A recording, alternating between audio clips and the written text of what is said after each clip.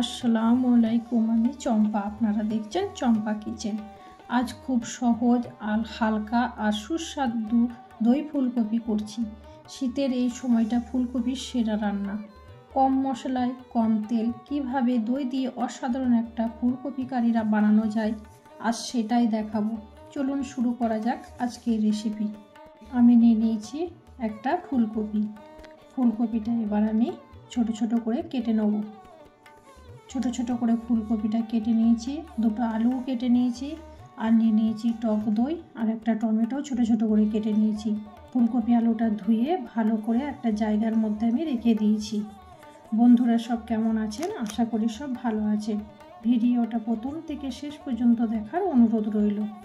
এবার আমি চাপিয়ে দিলাম গ্যাসে কড়াইয়ে দিয়ে দিলাম ফুলকপি আর আলু সেদ্ধ করে নেব। দিয়ে দিলাম পানি, আর দিয়ে দিলাম 1 চামচ নুন, আর দিয়ে দিলাম 1 চামচ হলুদ গুঁড়ো। নেড়ে চেড়ে আমি ঢাকা দিয়ে দিলাম সেদ্ধ করতে। ফুলকপিটা সেদ্ধ করে একটা জায়গার মধ্যে আমি রেখে দিলাম। আবারও চাপিয়ে দিলাম আমি গ্যাসে কড়াইয়ের মধ্যে দিয়ে দিলাম পরিমাণ মতন সর্ষের তেল। তেলটা যখন গরম হয়ে গেল, সেদ্ধ করা ফুলকপি আমি ভেজে নেব। এইভাবে 2-4 বার নেড়ে চেড়ে লাল করে আমি ভেজে একটা জায়গার মধ্যে তুলে রেখে দিচ্ছি। ওই তেলের মধ্যেই দিয়ে দিলাম সেদ্ধ করা আলুটাও আমি এইভাবে 2-4 বার নেড়ে চেড়ে লাল করে ভেজে নেব।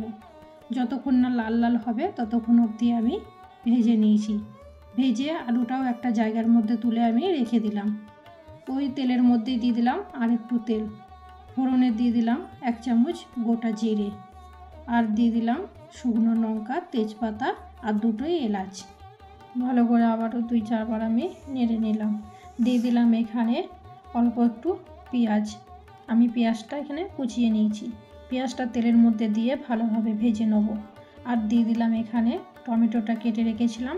কেটে রাখা টমেটোটাও তেলের মধ্যে দিয়ে ভালো করে ভেজে নেব। আর দিয়ে দিলাম স্বাদ মতন নুনটা দিয়েও 2-4 বার আমি নেড়ে ছেড়ে নিলাম। আর দিয়ে দিলাম এখানে 1 চামচ আদা রসুন বাটা। আদা রসুন বাটাটাও পেঁয়াজের সাথে ভালোভাবে কষিয়ে নেব। যতক্ষণ না আদা রসুন বাটার গন্ধ যাবে ততক্ষণ অবধি আমি কষিয়ে নিলাম। আর দিয়ে দিলাম 1 চামচ হলুদ গুঁড়ো, লঙ্কা গুঁড়ো, জিরে গুঁড়ো আর ধনে গুঁড়ো। মশলাটা পেঁয়াজের সাথে ভালোভাবে কষিয়ে নেব। কষিয়ে দিয়ে দিলাম এখানে 1 কাপ পানি। পানিটা দিয়ে আমি এখানে নেড়ে চেড়ে ঢাকা দিয়ে দেবো 5 মিনিটের জন্য।